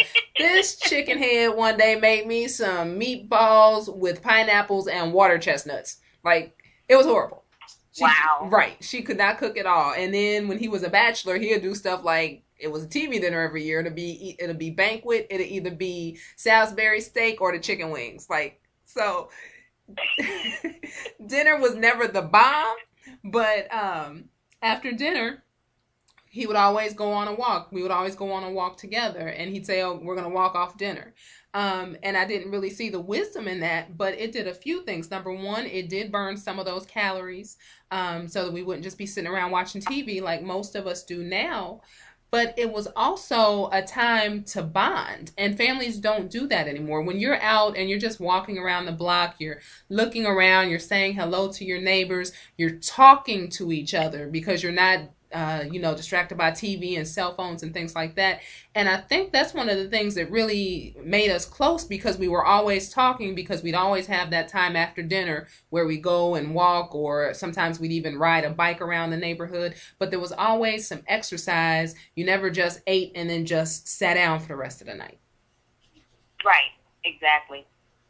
So now, even if you didn't go for a family walk like you and your family, the children went outside and played. You ran that off. And I'm going to just say this because it seemed like a lot of people don't remember. When we were growing up, we were not allowed in the house. It was like we were banned. No. You go outside. I don't care if it was rain, sleet, snow, hail, tornado, or hurricane. You take your butt outside. Don't be running in and out. You letting the air out the house if we had air. And now we don't do that. I mean, sometimes it's because our neighborhoods aren't safe or whatever, but a lot of times it's just because we're lazy and our children are lazy and we want to know why they're overweight because they're sitting in front of a TV. True. And sitting in front of TV, you're not getting any movement and you're eating the wrong food. Exactly. And then we want to know why they have quote unquote ADHD and all this other foolishness is crazy. Yeah, and they also don't really have too much time on the playground at school. I believe a lot of the public schools took PE out. Exactly. And that was a big thing when I was growing up, was physical education. And that's something that definitely is not going on like it used to be, which makes it more important to do it at home. And another thing, like, I hear people, like, you go in their house and it's dirty and they're like, well, I have children. Your children should not be in the house to make it dirty. Send them outside. Kick them out. Like. But you know what? But like you said, that is a big thing. It depends on where you live. Because if you live in a neighborhood like Chicago, you got 40 people getting killed in one weekend. You really want to send your children out there? Good point. Good point. But Deuce, if you have a basement, let them go in the basement. If not, give them a workout routine. Have them doing some push-ups. Stop using the belts all the time. Have them doing some push-ups. Something. Get them active. They need to move around. Get a Don't they have like some kind of dance video game where if they're playing a video game they can dance around? Wii. There you go. On the Wii. Get them one of those instead of having them playing Grand Theft. Oh goodness, anything but Grand Theft. Yes. I'm not going to talk about that. I'm going to plead the fifth. I happen to be a Grand Theft fan, but my children would not be playing that. My children would definitely not be playing that. No. They be doing the Wii, doing some skiing or bowling or dancing or something active. So do you have any other like vegetarian alternatives? Because I know we said soy isn't necessarily the best thing to eat. For somebody who's coming over, they used to eat meat. I know, like I used to do a lentil loaf, or you can bean burgers are pretty easy. Do you have any other like ideas for alternatives? Um, Black beans. I love to incorporate black beans. Mm-hmm. Um, that's a great alternative. Again, another great source for protein, iron, fiber. That's good for tacos. Black beans are really great in tacos, burritos, even in pasta dishes. I could see that. I could see that. Yeah, yeah. Black beans are really good, and even black bean burgers. Mm-hmm. Definitely. I love black bean burgers. If you season them right, they can be really good. It's not like, I don't like the frozen ones, like the garden burger kind of stuff. I like making it myself. Oh, no. It's totally different when you make it yourself. I'm saying from scratch. Exactly. Because the only, you know what, I've seen one brand on the market that does not have soy, and that's called the Sun Burger. They use nothing but rice and vegetables. They don't use any soy in their burgers. I haven't seen that. I'm gonna have to look for that. You said it's called Sun Burgers? Yes, they're in a frozen food department of Whole Foods. Okay, I'll definitely look for that. All right, looks like we have a couple more callers. We will see if they are just listening in. As a matter of fact, I may go down the line to some of the people who called in earlier to see if they have any questions, since we're a little further in the program or not. 8672, you're live on War on the Horizon. Just listening. All right, well, thank you for listening. Good information. Thank you. Thank you for listening. Thank you. All right, we're going to go back to our sister here since we came to her earlier in the show. 1404, did you have any other questions for us?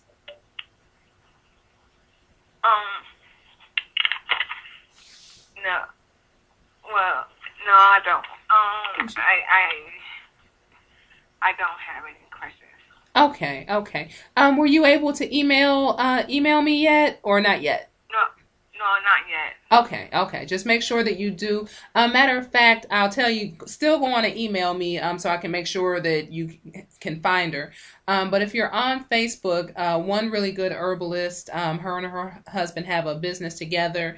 Her name is Divine is Earth, so it's Divine, and then IZEARTH.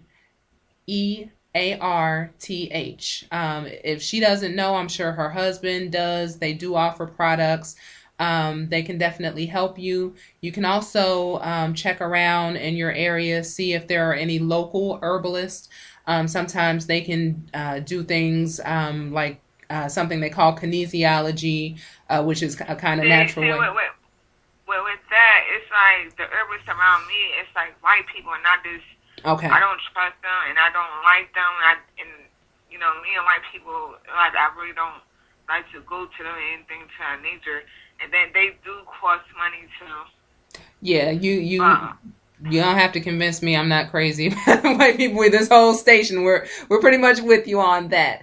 Any place that you go you're gonna have to pay for the herbs, but the herbs do not have to be ridiculously expensive. When you're looking for an herbalist, and that's why I recommend Divine, you can't just do herbs. You have to also change your diet. You have to have somebody help you detoxify gently, where those medications you're on are not counteracting with whatever changes in your diet you're doing. And just keep that in mind, because I used to go to an herbalist years ago. He's the first herbalist I ever went to, and he was always just pushing herbs all the time. And I would say things like, I'm a vegetarian, and he'd be like, oh, you ain't got to do all that. And I'd say, well, I'm juicing, and he'd say, well, you're cleaning the juicer. That's a lot of drama. I mean, it's good for you, but I wouldn't worry about all that. So we had this ongoing thing about, should you just rely on herbs, or should you actually be changing your whole diet and lifestyle? And unfortunately, I won the battle because my herbalist is no longer alive and he wasn't old. So don't look for somebody who's not practicing what they preach, or somebody that's just going to try to sell you herbs, because they might as well be a pharmacist if they're going to do that, because it has to start with getting your body together as far as your diet and your lifestyle, and then the herbs enhance that. But you don't want somebody who's trying to get you basically not hooked on their herbs, but just forcing all these herbs on you without treating other things. That's when it's going to get expensive and ridiculous. You need to have somebody who will just be there with you and kind of guide you through detoxifying and getting your body right, and just using herbs a little bit to enhance that, but not like depending on them. You know what I'm talking about? Yes, yes. Because like I said to you before, it's like every time I strive to do the healthy way, like eating like more vegetables and eating beans and rice and stuff like that. It's just that I started panicking, like the herbs, my head started feeling like real dizzy and stuff like that. And that's what the medication do, because it's stuffy nose, dizziness, drowsiness and stuff like that. And I feel crazy every single day since I've been on the medication and stuff like that.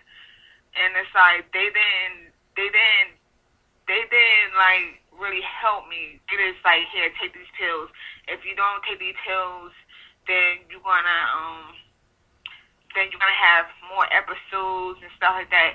And I didn't want that, before that, I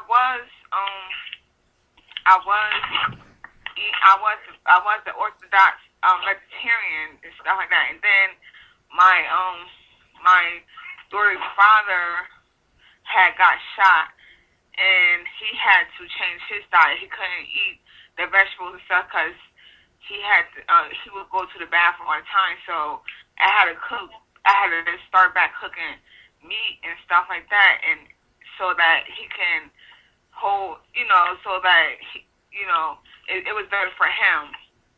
And so I started eating meat too.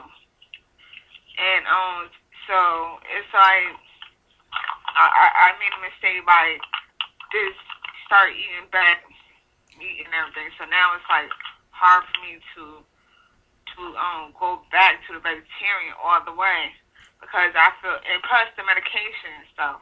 Well, and I'd say one of the most important things too, I know that money is an issue, but if you could shop around before you go to a doctor to have another prescription refilled or whatever, call around, check online, like do a Google search, see if you can find a naturopathic doctor who can work with you to get you off those medications, because that's going to be the problem. You need to find somebody where you can address what's giving you, if they want to call it bipolar, it's probably not even that. It's probably Black people problems that have an impact on our psyche and things that we're all suffering from. Some, it expresses itself in different ways. But being Black in America, growing up the way we grow up, being exposed to the things we're exposed to, being victims of abuse and racism and everything else, we're going to have some issues. And a lot of times, doctors really don't diagnose that right. They can't say being Black is a psychological issue, even though a lot of our problems stem not from being Black, but from being Black in America and suffering. So don't let them necessarily label you as that. See if you can find somebody who can help you to get off those medications. You probably will have to do it gradually, because those are some pretty strong medications that you're on. But, don't just go off one person's word, and because they're making money off that. The pharmaceutical companies give them bonuses, all kinds of things to keep you on those medications. And as you said, they're making you feel worse. So obviously they're not doing their job. It's taking you more out of balance with nature and just creating more problems for you. So Google is an excellent source. You can find almost anything on Google. And so if you have to go to a doctor anyway to keep getting checked up or prescriptions or whatever, you can Google and find a little bit better doctor who will be willing to actually help you instead of just trying to profit off of you. Okay, you said naturopathic doctors? Mm-hmm. And Shawntell, do you have anything to add to? I'm leaving you out the loop here. Oh, yes. that Divine is Earth. She's a great reference. Divine is Earth. She's great. And also, the diet changes is important also, because just like medication, just taking herbs, that can overtax the liver also. So we want to be careful with these herbalists that's only pushing herbs and not encouraging anyone to change their diet. So, yes, Divine is Earth. She will be, to me, that's your best source right there.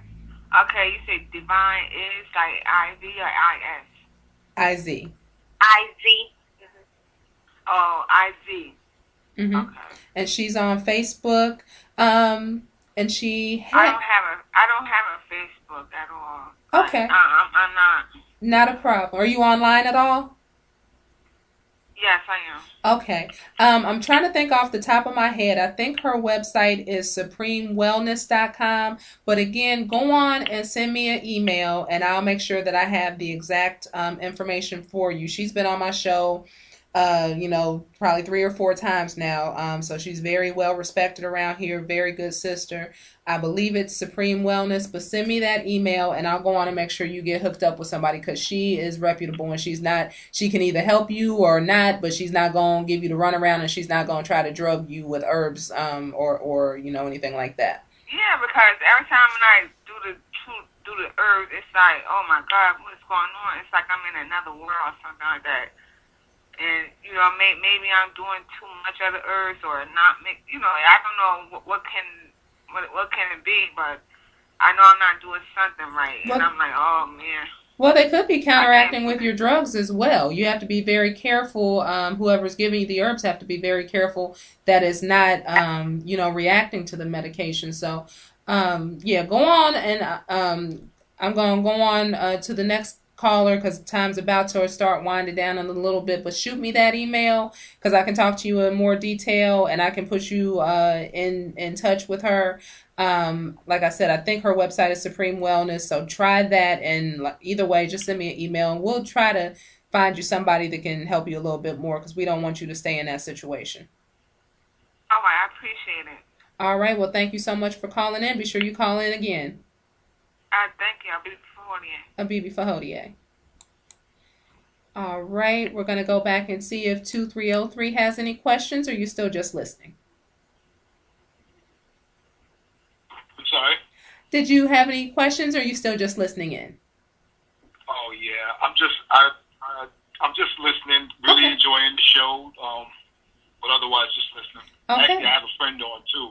She does a lot of juicing. My fiancée. She's been doing a lot of juicing over the last maybe, what would you say, Lenine, 4 months, 3 months? It's been about 3 months, yeah. About 3 months, so. And it's working well? And the juicing's working well for you? Yes, it is. I enjoy it. Good. Well, thank you so much for listening in. Okay, thank you. You're welcome. Just wanted to go back and make sure, because we came to those first 2 calls so early that they may have had some questions. So I wanted to be sure we went back to them. Let me check 9316. Did you have any questions or comments? Yes, I do. Good evening.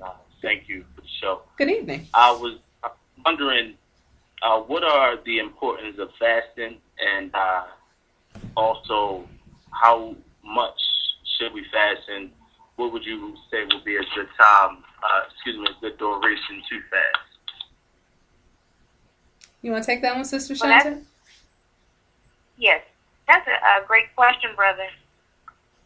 Actually, in How to Eat to Live, the messenger said that fasting cures 90% of our illnesses. And with that said, fasting done properly can be very beneficial to every aspect of the body, mentally, spiritually, physically, and also those of us that have children, small children and babies, they cannot fast. Small children and babies cannot fast. But as an adult, as far as how long you should fast, I think that's up to the individual, because each individual is different and everybody has different circumstances. Like I said, as long as you're doing it properly, and what I mean by doing it properly, I mean like you're not eating a huge meal tonight and then all of a sudden you're going to send your body into shock by not eating anything tomorrow. You want to gradually go into the fast by going into it with soups and salad, and then just a day of liquid, and then go into the fast. And you also want to break your fast with liquid and a salad or a soup. But thank you for the question. Definitely. And I used to fast a lot more than I do now. Now I just like to eat. I have not been fasting like I used to. But the longest fast I've did was a 10-day fast and a 14-day fast. That wasn't on pure water because there's different kinds of fast too. You have your juice fast, your water fast. Usually when I went for longer than like a day or two, I would do something called the Master Cleanse or the Lemonade Fast, which is basically just some distilled water with some lemon. You can use maple syrup, not pancake syrup, but maple syrup, some honey, and some cayenne. And that kind of works to break up the mucus in your body and helps the detoxification. And that was usually enough to give me energy to be able to fast longer. And it, like the first day or two was rough, but after that I started actually feeling better. So on day 10 I had more energy than I had on day 4. The longer I fasted, it seemed like the more energy I got. So that's an idea. I fasted on carrot juice before. That worked okay. You want to be sure you don't overdo it because carrot juice is like really sweet. But I've done that before. Trying to think. I ideally would like to fast like twice a year, like in the spring and in the fall. That never works though. That never happens with me. I like by the second day I'm trying to eat. So I'm working on getting back in the fasting thing because I used to be really, really good with it. And now I've fallen off the wagon. But when I did it, I did get good results. My skin, started glowing. And like I said, the energy, all of that. You start like thinking more clearly, having more creative thoughts, more clear thoughts. I get irritable though. Not irritable because I'm hungry, but irritable because I feel like I'm obtaining this state of purification and everybody around me is like cooning. And so unless everybody is fasting along with me, I tend to get a little irritable after a while. I don't have a lot of symptoms like when I'm fasting. A lot of people the first couple days have like flu-like symptoms. They might like get headaches or stomach aches or like anything like almost like you're coming down with a cold or something. That doesn't happen to me too much. I'm just usually angry the first day because I want to eat, but sometimes that does happen and then people think that they're doing damage to their body, but really that's just kind of the symptoms of fasting, and it'll pass after the first day or two. I think sometimes my skin breaks out before it clears up. That's one thing that I've noticed when I fasted. And that happens to a lot of people because the body's trying to push out all these toxins and your skin is like good of a place as any to get rid of them. So that happens sometimes. Do you, Shawntell, when you fast, do you feel sick for a few days? Do you have those like flu-like detox symptoms or not really? I do. I do. I was going to say those symptoms are toxins trying to come out or are coming out. And I do. I get lightheaded. The first 2 days, maybe 3 days, for me, that's the toughest. But after the third day, I'm good. I can go. As long as I fasted was like 5 days. I never did 10. So it's about 5 days. Okay. So a lot of people do get those flu-like symptoms. So that is something real. Because some people really freak out about that. And like she said, it's just your body getting rid of the toxins. It's better out than in. So, expect that. But other than that, I wouldn't start off trying to do like 10 or 14 days. I'd start off with like maybe 2 or 3 days. Maybe even over a weekend when you can chill out if you need to chill out, and just take it from there and just go as long as you feel like fasting. If you start feeling hungry, like 3 or 4 days into it, then go on and eat. Don't try to force yourself if you're actually feeling real hunger. But there's a difference between real hunger and appetite, because sometimes you just want to eat, you're not really hungry, stuff just starts looking good to you. But if you feel a real sense of hunger, then don't try to push it just to be like, yeah, well, I fasted 47 days. Right. Go on and eat, because you don't want to harm your body. And did that answer your question? Did you have other questions, or did we answer them? Because I know you asked a couple of them. I don't know if we covered everything. Oh, you ladies most certainly did. Thank you, sisters, for that. You're welcome. I appreciate it. Thank you. Thank you. That's inspiring me to fast, because I've been saying I'm going to fast for so long. And I have good intentions, and then something come on, I'll smell something, be like, you know what? Today is not the day for this. Lock yourself in for the whole weekend. Turn the TV off. Don't get on the computer. That's right. Usually it's either Facebook or Pinterest. Messes up my fast every time. Every single time. Because when you're trying to fast, and here comes some sister with her gourmet meals posting pictures.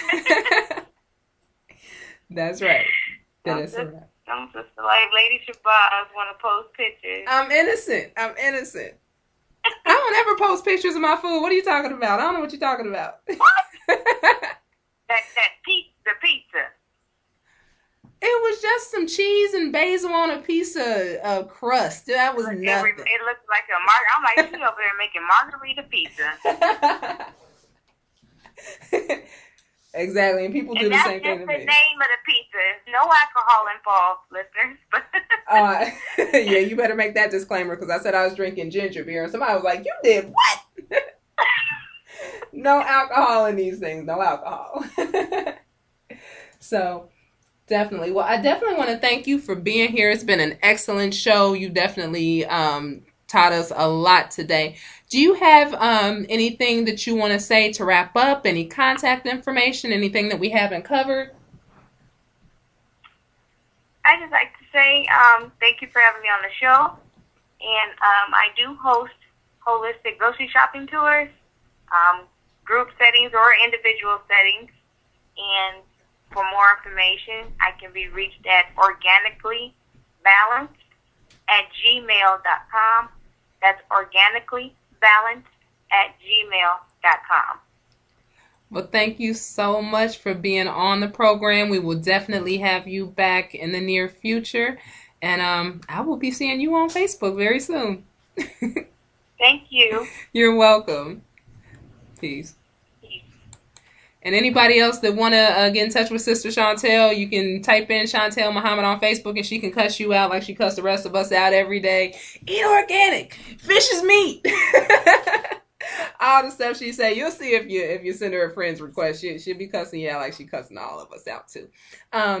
Just wanted to remind everybody that the Cypher program will be coming up next with Brother DJ. They'll be talking about marijuana, helping or hurting the African liberation movement, and independence versus emancipation. So he'll be on next. Next week, I will be back with the God's Gift series. We'll be talking about Chapter 6, Sensual Healing. Probably not going to be what y'all expecting it to be. We have decency standards here. But we are going to be talking about responsibility in that aspect. So definitely call back in next week, 7 o'clock Eastern time for that program. Trying to think if there was any other announcements that I had for this week. I don't believe that there is. You can always friend me as well on Facebook. It'll say Angela Freeman with Lady Shabazz in quotes. And as I said, for the sister who wanted the information, definitely email me, authorangela.freeman@gmail.com. We want to get you taken care of. And for everybody else out there, just always remember that Google is a great tool when you're trying to start eating good. You can Google recipes. You can Google natural healthcare practitioners in your city. Be it an herbalist, be it a doula, a midwife, whatever you need. We have to quit always doing the normal everyday thing that everybody else does. Going to a medical doctor, getting on prescription medications, and all this other stuff. That is what everybody's doing, and that's why nobody's healthy. we have to start also confronting our issues. What is making us sick? What is making us overeat? What is making us depressed? A lot of times those are things that we don't want to deal with. And, over the last year, I've started dealing with a lot of those things myself. And people who have listened to my program for a while know, there's definitely some things that I've been confronting, and we all need to do that. That's the only way to heal, because you can't just heal the body without healing the mind, without healing the spirit. And it's hard. Some days you are feeling great. Other days you're not feeling great. But it's that kind of work that we have to do in order to be healthy. I do want to thank Sister Shawntell one more time for coming back here. She was actually a guest, me, her, and another sister named Mumina on the very first program I did. She helped me out. I was real nervous, and I had some of my best friends come on the show, so I wouldn't be having to do it alone. And we had a good time. So it's good that she was on my first show, and that was almost exactly a year ago. And she came back with me this week. So I definitely appreciate that. And I will, as I said, see you next week for Chapter 6. Thanks for tuning in. Peace. God, it's obvious this devil got us at each other's throats like we don't need each other just to stay afloat. I took a solemn oath I wouldn't abandon you. Be a man for you, stand for you, let it bang for you. Beyond the present, setting the standard for our children, living life in the likeness and image of ourselves, bias and forwards in the wilderness and hells of North America.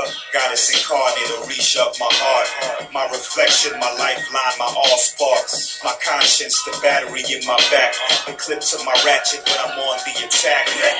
Make a house into a home, escape madness in our palace. The want the perfect praise focuses my malice. We know the enemy and its many faces, and in many motives to try to decimate us. One is separation, I don't want a vision, that anxiety. Literally for the life of me, I'd rather die than be with that other white meat. Brothers like to sightsee, saying they like variety, but that's a cop-out, he won't see the light. That woman got the most variety, cause there's no phenotype. That's either there or there, let me make it clear. I don't just gotta love you, I wanna love you. Yes, let's take it there. For brothers seeking out, show compliments. You should only look at one continent. Brothers seeking out, show compliment. You should only look at one continent. Never mind the geographic location. When you look at her